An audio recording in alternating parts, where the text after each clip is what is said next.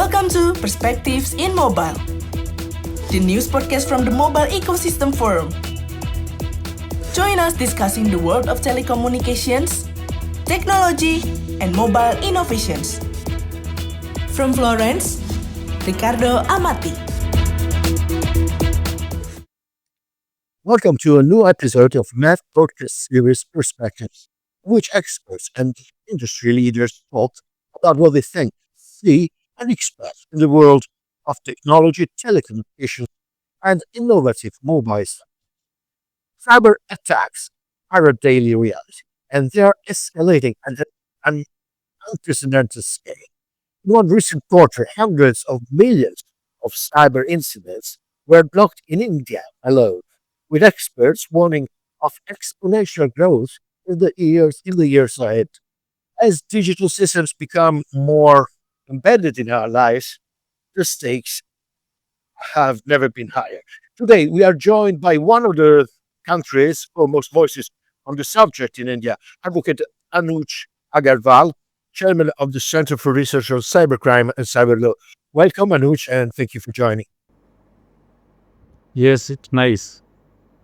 An investigator by training as well, and leading expert in the intersection of technology, law, and policy, is here to help us unpack what this trends mean, where the vulnerabilities lie, and how India, in particular, can protect its digital future.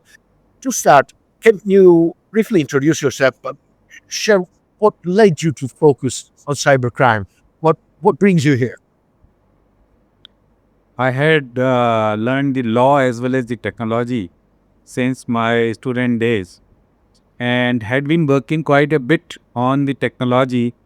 Uh, I had been the first implementer of Microsoft products in India and then in Seattle. But in last 10 years, the misuse of technology has increased quite a bit, especially in India, although we are moving quite ahead in the digital adoption.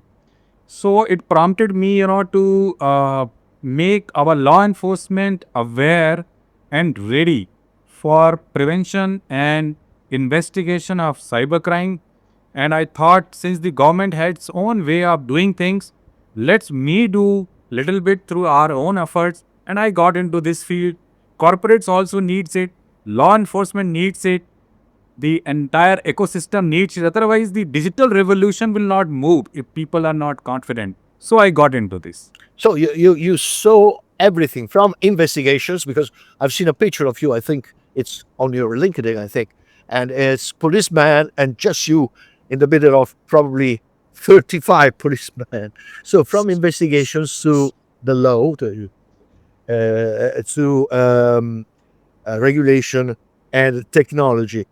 We're talking about India and the millions of cyber attacks that have been investigated recently. 500 million incidents in a quarter, according to a report by Prahar, and with projections that are incredible, like 1 trillion attacks annually by 2033. Are these projections realistic, on your opinion? Well, the numbers are definitely increasing by leap and bounds. We are a country of 140 crore people, which is 1400 million. Now we have 60, 70 crore mobile connections, and every nook and corner. And people may be illiterate, but they are definitely on the digital platform. So the numbers are not that high as may look from the Western standards, because the number of active internet connections, mobile connections, and the users are pretty high in this part of the world. And of course, because of a certain mix of illiteracy, lack of decorum in using the technology, the attacks are increasing every day by leap and bounds. So these are actually numbers which are likely to be there, maybe plus minus few percentage here and there, which I think does not matter. But yes, the numbers are quite high. What does this scale tell us about the urgency for stronger cybersecurity measures in India? Well, it is very much important if you need to continue to be on the digital map of the world. India is striving through its technology called UPI, which is to provide payment interface through mobile or even normal phones. Now, if India wants to do that, everybody has to use the phone, everybody has to use the internet, and India is on a very ambitious program called e-governance, through which the government services are being provided to citizens who are very remotely living, quite away from the cities, quite away from the city centers. If India wants to do that, India has to ensure a secure cyber environment, access to digital technologies, and a very, very secure, easy, and trustable payment system. Uh, So, how do you how do you reach citizens with this program? see, it's very interesting that we have developed in India certain very subtle technologies which are pretty cheap but very effective. One of those technologies called UPI. Right. Just by using the phone number, Sure. you can transfer small amounts of money within no time to any vendor. So if you want to purchase a certain service, which may be a pound or two, for free, you can transfer that money without losing any time. Sure. So in India, the cup of tea is costing you what we call as 10 rupees, 10 cents by UK standards, and you can pay by UPI for no charges and in real time. So that's how we are achieving. And then there are a lot of government services which is being provided. For example, the pensions for the old age people. They are living in remote nook and corners of this country, and through the internet, these certificates, the payment to their accounts through a process called UIDI Aadhaar, which is an identification platform using biometrics. So all this is becoming feasible, possible, and of course at zero cost to the citizens. So India is on a very, very ambitious track to help their citizens using the digital technologies, including digital payments. That sounds pretty efficient. Um, Besides cyber attacks by traditional hackers, um, there are more sophisticated threats emerging. Could you explain how these types of attacks differ and what are the different challenges that they poses, each of them? I think we just need to understand a little bit about the kind of cyber attacks which are happening, especially in this part of the world. One, what we can call as ordinary or the traditional cyber attacks, whereby somebody, a criminal, calls up a person on phone and gives him either some allurement or some kind of a threat. And at the end of this transaction, he looks to get some money transferred from the victim's account. Now, this is a traditional way of doing it, where a lot of people are getting scammed on a daily basis, unfortunately.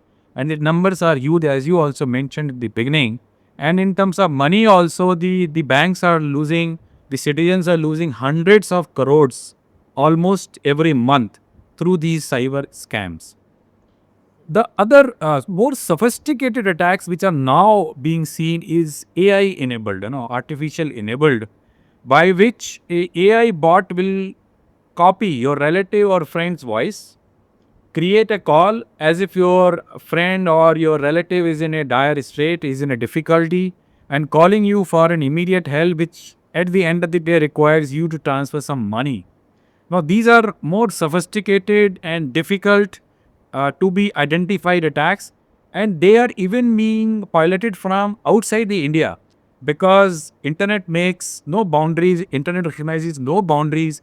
So people are now using these technologies to defraud the people using artificial intelligence, wishing a very simple technique, but with AI it becomes very lethal, very difficult to trace even by the smartest people. And AI can help in tackling these attacks as well, isn't it? Yes, yes. AI is a double-edged sword. It can do a lot of good things and not so good things. So we have seen the negative side, but yes, AI is definitely being used, especially from the government and the corporate sector perspective, in meeting the cyber security and the cyber attack challenges. where 24 by 7 attacks are happening on the corporate networks, the government networks, and it's not humanly possible really to tackle those attacks. And AI is helping very actively to identify those attacks from the real communication, especially the DDoS attacks. And India recently had a very bad episode of confrontation at the borders. Their cyber attacks by the state-sponsored actors also happened on the Indian corporate infrastructure, Indian social infrastructure, including the power grids, including the banking infrastructure. And AI there has really helped us safeguard from those kind of bad actors without disruption. You see, in India, all the banks are 101% digitalized. So all banks, you can transfer money from one place to another place using digital channels. Whatsoever is small the amount may be, whatsoever big the amount may be. Similarly, Indian power grids and all other critical infrastructure has moved completely digital. So it is very, very important for India and for its citizens and for its government to have those AI enabled tools to ensure a continuous social environment, no disruption. We are, of course, a very populous country, so anything going negative can create a lot of chaos on the streets. So AI is really helping us. Sure. And do you see gaps in the legislation in your country that needs to be filled quickly to assure more protections to Indian citizens from cyber attacks? A very good question you have put up. I think the word over the legislature is always lagging behind than the people, because people are moving ahead quite quickly adopting the technology. In India also, I think we are lacking some quick and dedicated legislation on AI and AI-enabled threats which this country is likely to face. Second, the international cooperation is not that strong. And in the cyber crime and the cyber security arena, the world is one small place. It's not the physical boundaries does not really matter. Anybody can be attacked from anywhere. So I think that kind of a quick reaction or mechanism is lacking.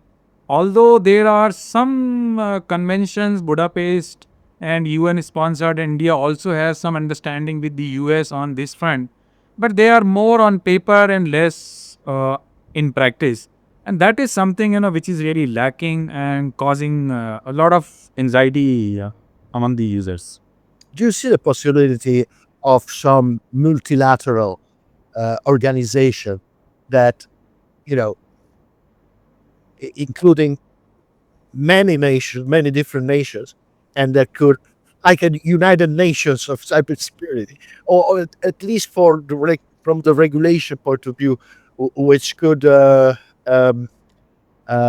figure out some rules that are against wherever the cyber attackers are positioned.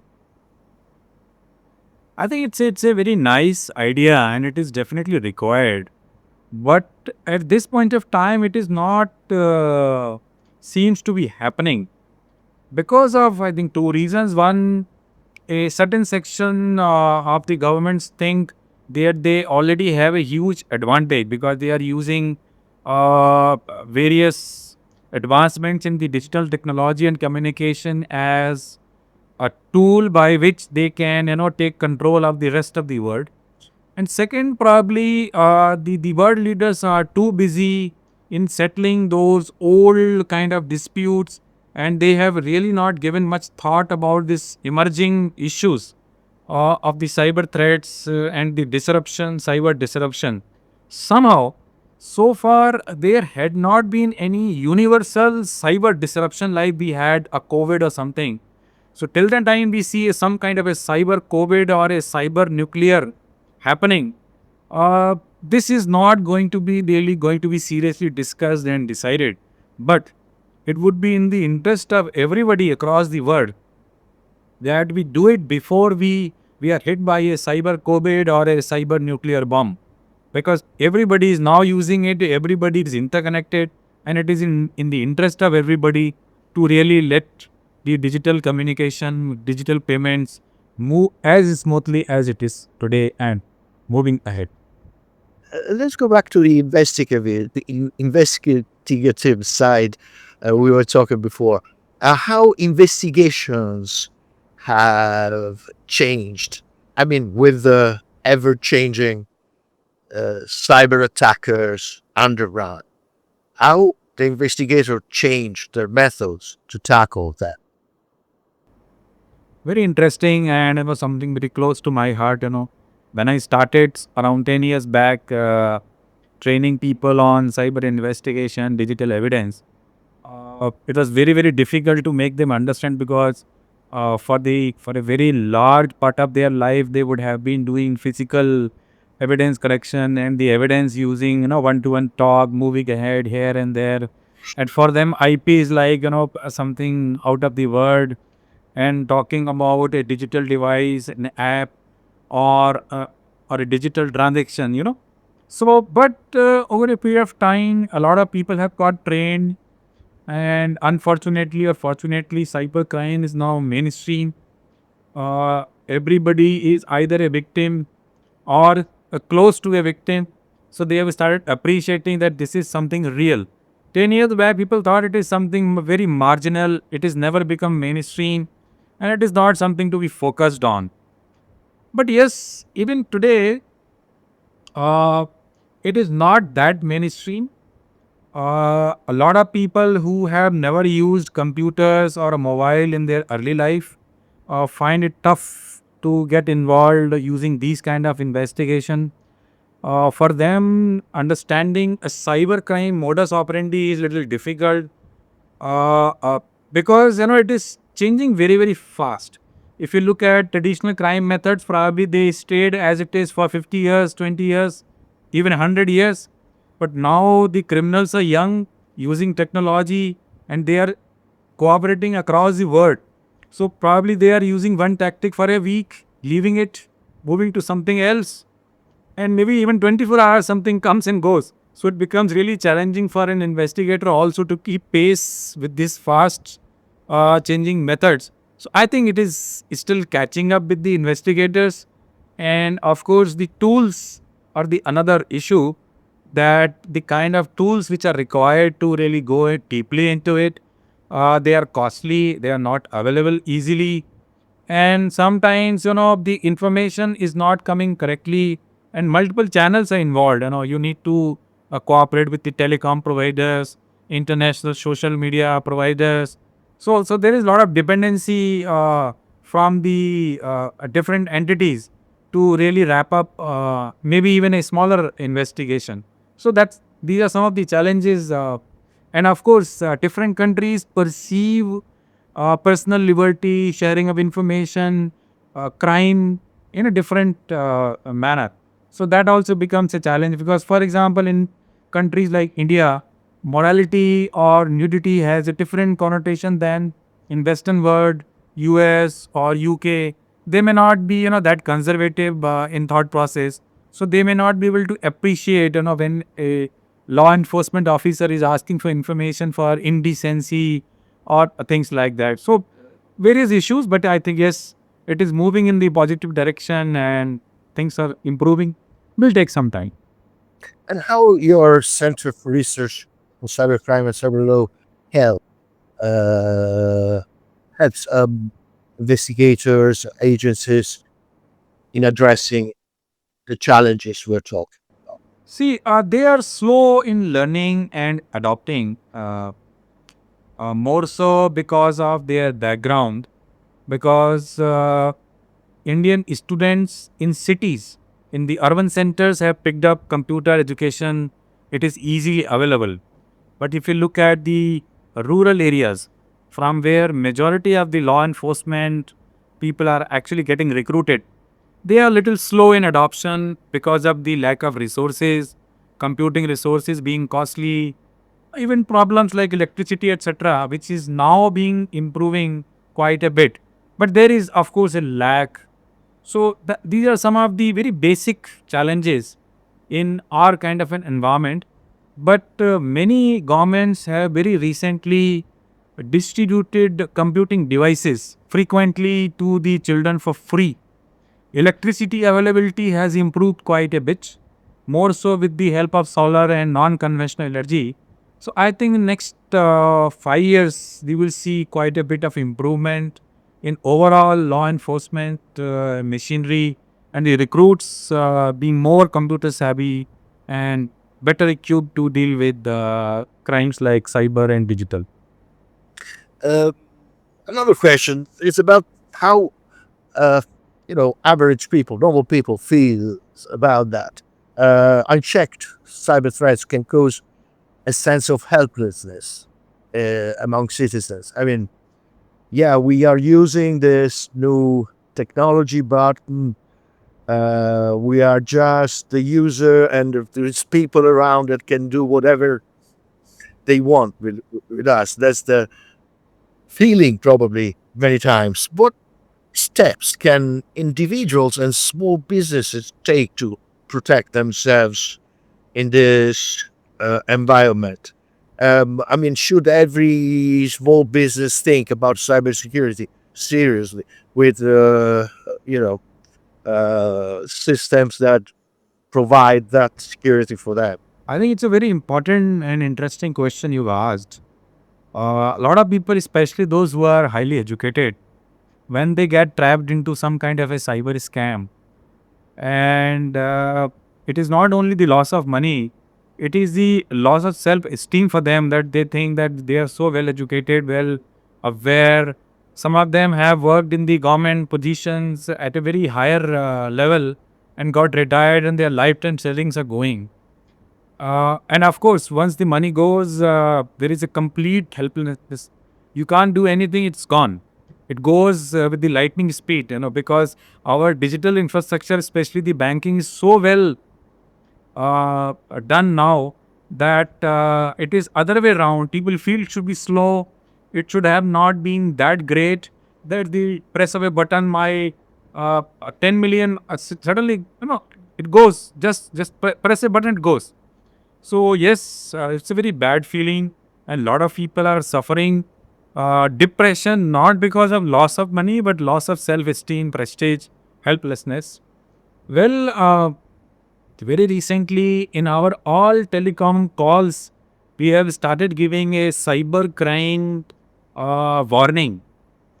Before the phone rings, you will listen a complete warning that there are scammers who may make you calls, and just get avoid.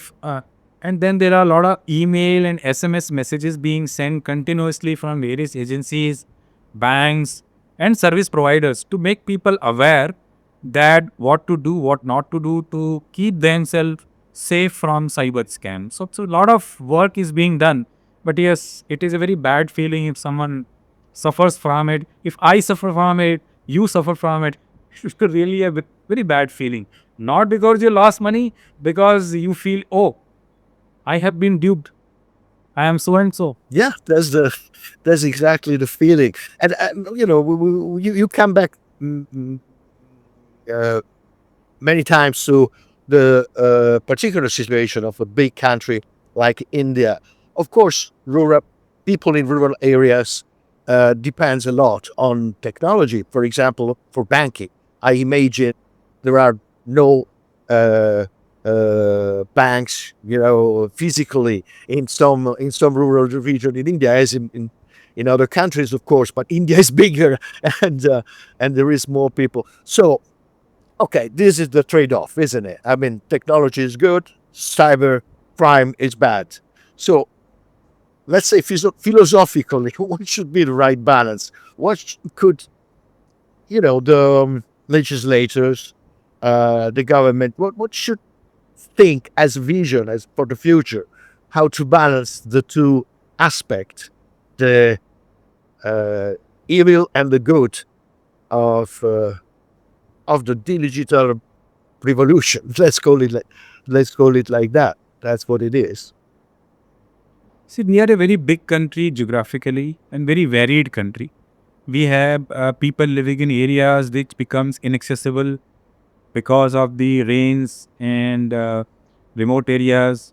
So I think technology is very, very important for us to reach out to those people for providing them services like e-governance, government services, and bringing them into ministry. You see, we had been grappling with a problem by which a lot of people are moving from the rural areas, hinterland, to the city areas.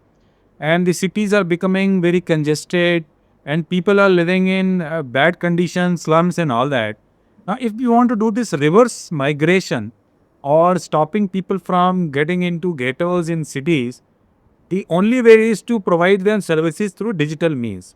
So there is no looking back, there is no reversal, come what may. Of course, cyber crimes or the digital attacks are increasing. One, of course, we are working quite a bit on educating people, regularly informing them through various means and measures in multiple languages. And second, we have also accepted the fact that there would be some losses. So our legislation or Reserve Bank of India regulations provide that in case somebody has lost money, let the bank, who is a big entity, and if someone who is a small guy who has lost some money, 10,000, 20,000, say a million, bank should be more compassionate in terms of compensating them. Because for an individual, a million rupees is a big amount, but for a big bank, a million rupees is nothing.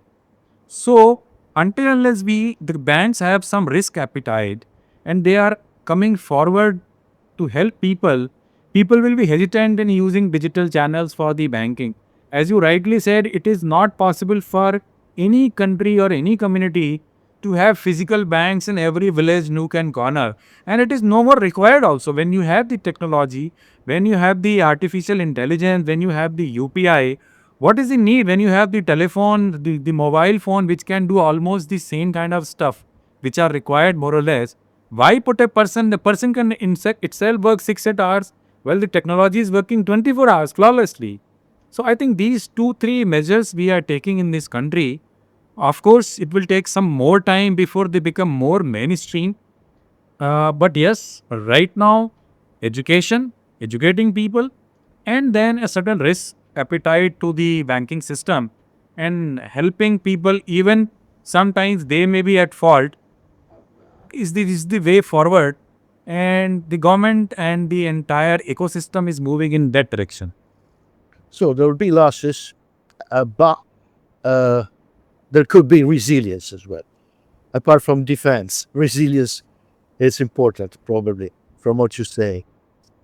Anuj Agarwal, Chairman of the Center for Research on Cybercrime and Cyber Law. Thanks for sharing your insights, Anuj. That's all for this episode of Perspectives, the MEF podcast where experts and industry leaders talk about all the aspects of the world of technology, telecommunications, and innovative mobile services. Stay tuned. From Riccardo Mati, goodbye and good luck with your work. Thanks for listening to Perspectives in Mobile.